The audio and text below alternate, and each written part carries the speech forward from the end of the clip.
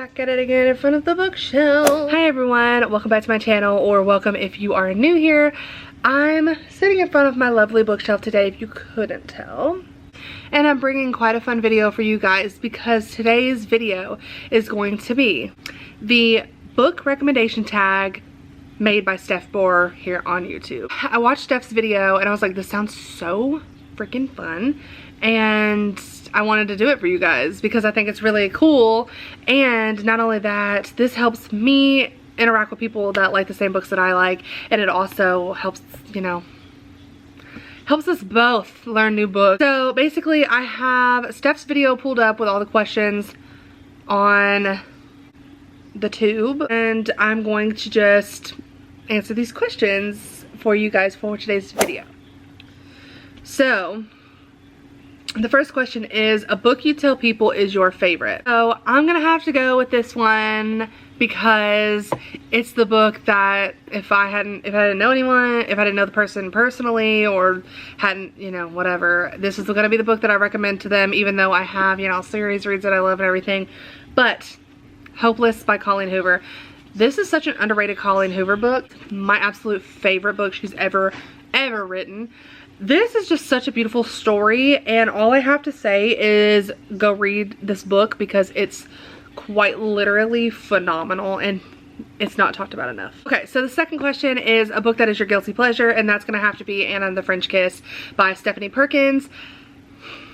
This book is so cute.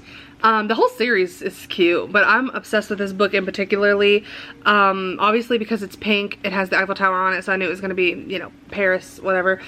This book was so cute. Obviously it's more YA, so it's more like you probably would read this in high school and enjoy it a lot more, but I love this book. I actually annotated it for one of my friends that lives in another country, and she really liked the book, so if that tells you anything, you know. But this is so cute. I've talked about this book before, so I'm not going to go into, like, you know, crazy details about it, but you should definitely read this book. It's very cute. This question is a book that everyone loved but you didn't. There's gonna be so many people that come for me, and I'm gonna explain my reasoning for this, so just bear with me. But Ugly Love by Colleen Hoover, y'all,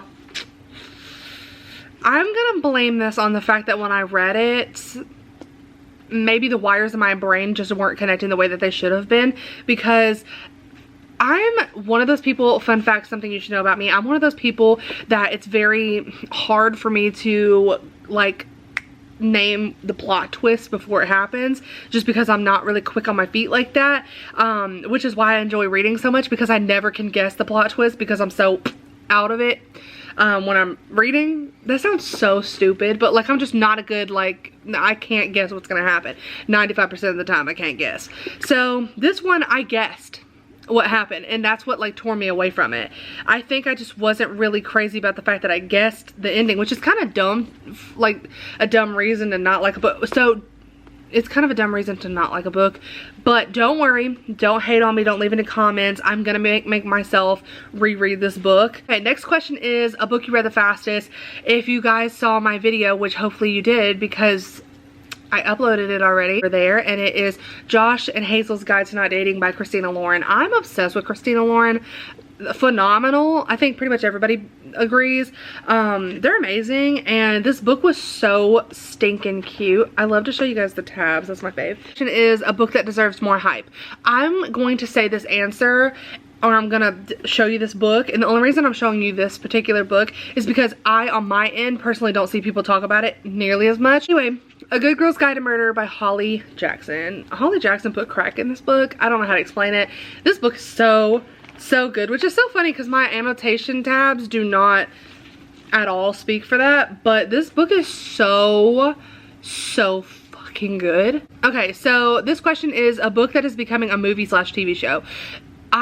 There's a few of them that I could have named, but at the same time, most of the books or TV show adaptation things that I have already been made into something, so I feel like this question was kind of harder for me to pick something because I mean, there's a few things that I could have said, like obviously, you know, Daisy Jones and the Six just came out, and you know, they continuously keep putting out episodes, so that could have worked. But just because of the fact that this is the first thing that I thought of when I thought of TV show adaptation, you know, I thought of, and that's The Summer I Turned Pretty. Back here you'll see The Summer I Turned Pretty, the series right here or whatever. This was on top and it was the easiest for me to grab, and it's the movie, or I'm sorry, it's the TV show adaptation cover. So this is The Summer I Turned Pretty. I do plan on getting It's Not Summer Without You because it's coming out. So a book you have reread the most, and this is only because I annotated it, so I guess technically, I don't know, there's technically 3, but I'm just gonna give you this one because I've like read more things out of it, I guess. The Zodiac Academy, The Awakening by Caroline Peckham and Suzanne. Okay, so is her name Valenti? Or Valenti? Oh my god, I'm so excited. Y'all, the last book comes out this year and I've never in my life been so excited for a freaking book in my life. So a book from a genre you don't typically read is gonna have to be this, only because I genuinely do not read books in this genre. So this is the only genre, like the only book that I have in the genre because I don't read it. So I know everyone's gonna be like, basic bitch. But anyways, A Court of Thorns and Roses by Miss Sarah J. Maas. And this speaks for itself. If you haven't heard of ACOTAR, you're missing out. I will say it is a phenomenal ass book. Okay, so the question is a book that deserves all the hype it gets, but I'm not just gonna give you one book because that's ridiculous. I'm gonna give you a series, but if you wanted to be a head ass and only read the first book, pop off, I guess. But it's gonna be Addicted to You by Krista and Becca Ritchie. This is like the updated version with the bonus material, which I honestly haven't read yet, but the version I first had and annotated is the original version, which is kind of disgusting. I bought this book because I thought it was the same size as this one, so it would match my other ones, and it's not. So that's depressing. So the next question is a book you usually recommend when asked to give a recommendation. And I've already mentioned pretty much every single book that I would recommend to anybody if they asked me for a recommendation.